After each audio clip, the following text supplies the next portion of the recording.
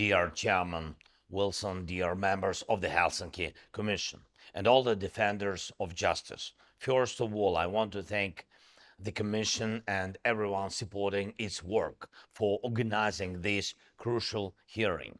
This event is significant not only for the Commission's efforts, nor is it solely about our shared goal of holding all Russian war criminals accountable. Your work also serves as a vital signal to people worldwide. Today, the hearings take place in the same room where, after World War II, justice helped lay the foundations for a new and lasting protection of life and human rights.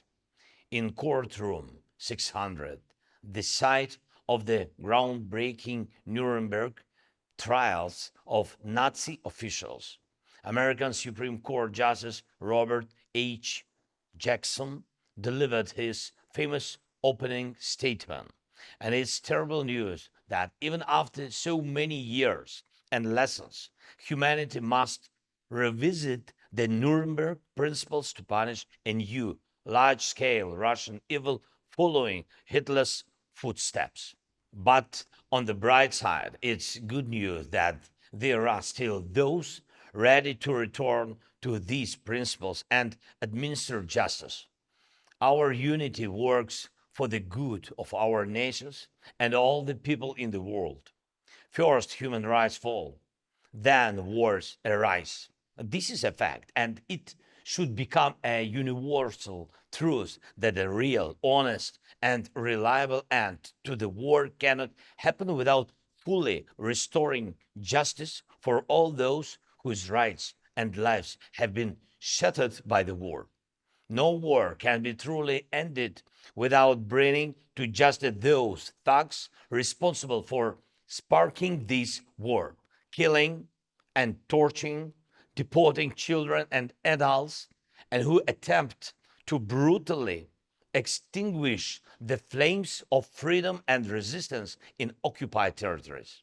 There is no crime against humanity and life that Putin's Russia and those serving its insane dictator have not committed. The world has seen Ukrainian cities and villages burned to the ground by the Russian army. Everyone has at least heard about the mass killings that inevitably follow the Russian flag across occupied territories. It is impossible to reconcile with the pain of families torn apart by Putin's war and the deportation of Ukrainian children. We know the names of nearly 20,000 children who have been deported. And this is likely just a part of the larger number. Potentially hundreds of thousands of Ukrainian children could have been deported. Children whom Russia refuses to return to their families and homeland, children who are now being taught to hate liberty. And we must also not forget about millions of Ukrainians surviving under the Russian occupation, deprived of even the most basic human rights.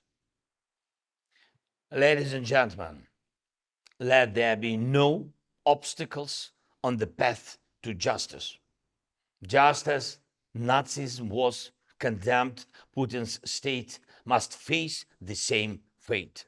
He places himself alongside Hitler, justifying his actions in the Second World War.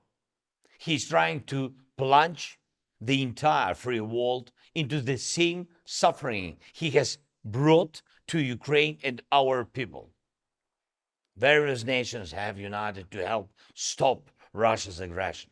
And I thank every nation, every leader, and all political figures worldwide who are helping to protect Ukraine. You are truly on the right side of history.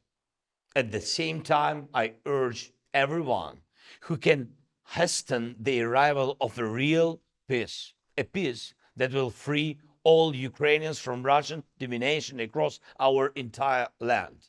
A peace that, like after World War II, will be based on condemning the war criminals and their ideology. A peace that will ensure a happy and safe life for generations to come. We can bring such a peace together in unity and with all the support needed. And of course, I want to thank each and everyone in the United States who cherish freedom just as Ukrainians do, and Mr. President Biden and the administration and everybody in the US Congress who helps, and to all our partners worldwide. Thank you for your determination. When determination arises and justice prevails, the aggressor falls and evil gets punished. Action makes a difference. Slava Ukraini!